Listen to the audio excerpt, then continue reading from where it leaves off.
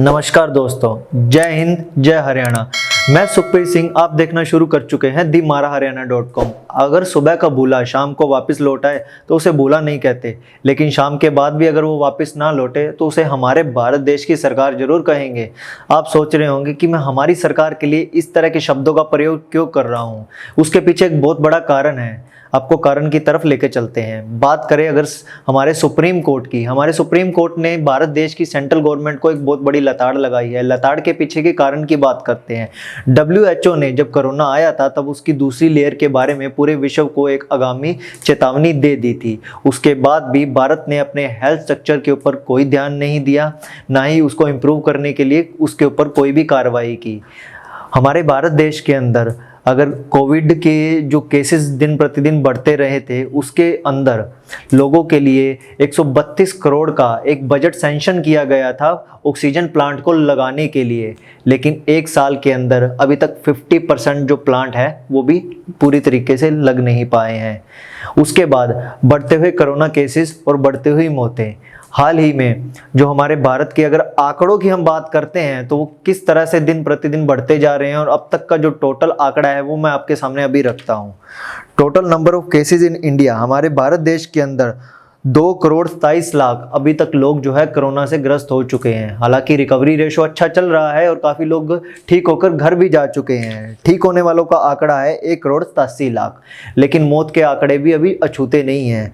मौत का आंकड़ा 2,46,000 से भी पार जाता जा रहा है। लेकिन अगर कुछ राज्यों की माने तो वहाँ पर अखबारों की कुछ ऐसी सुर्खियाँ जानने को मिलती हैं जिसके अंदर उनका कहना है कि जो हमारी सेंट्रल गवर्नमेंट है वो स्टेट की गवर्नमेंट पर एक प्रेशराइज बना रही है कि वो मौत के आंकड़े छुपाए। हमारे देशवासी एक एक करके मर रहे हैं और हमारी देश की सेंट्रल गवर्नमेंट जो है आंकड़ों को छुपाने में लगी है।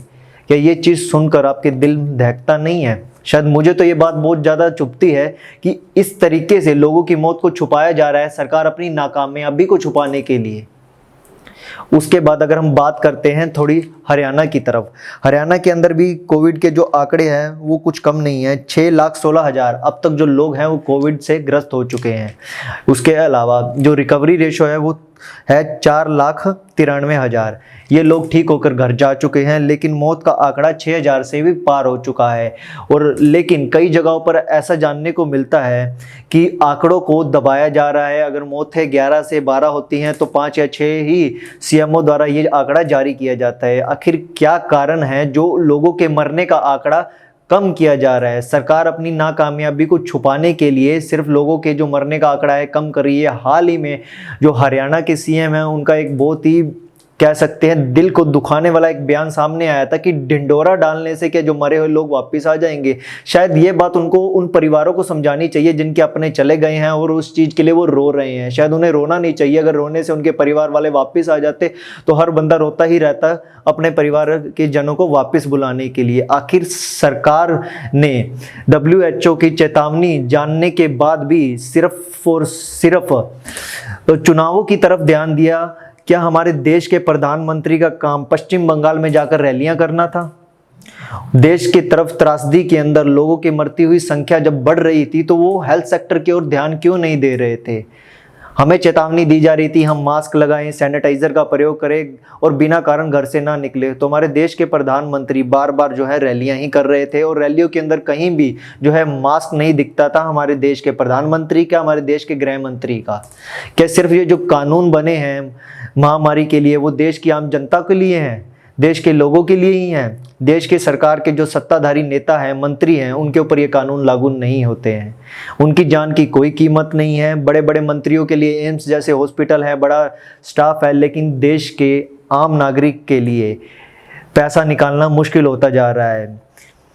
मानता हूँ कि जान से ज़्यादा पैसे की कीमत नहीं होती, जान की कीमत ज़्यादा होती है। लेकिन एक आम आदमी जो दिन का 500 रुपये की दिहाड़ी करता है, अगर वो कोविड से ग्रसित हो जाता है तो एक प्राइवेट हॉस्पिटल में बिना ऑक्सीजन के बेड का खर्चा 10,000 और विद ऑक्सीजन के बेड का खर्चा 15,000 हो चुका है।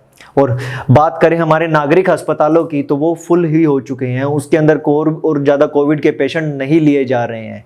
क्या ये चीज़ सुनकर आपका खून नहीं खौलता है? क्या सरकार की नाकामयाबी को छुपाने का ये तरीका आपको दुखी करने वाला नहीं लगता है? मुझे तो बहुत दुखी करने वाला लगता है। आप सभी को इस चीज़ के ऊपर आवाज़ उठानी होगी। इस वीडियो को ज़्यादा से ज़्यादा शेयर कीजिए ताकि ये सरकार तक पहुँचे और वो अपनी कमियों को दूर करे और देश के नागरिकों की जान बचाने की कोशिश करे, ना कि चुनावों को जीतने की। धन्यवाद।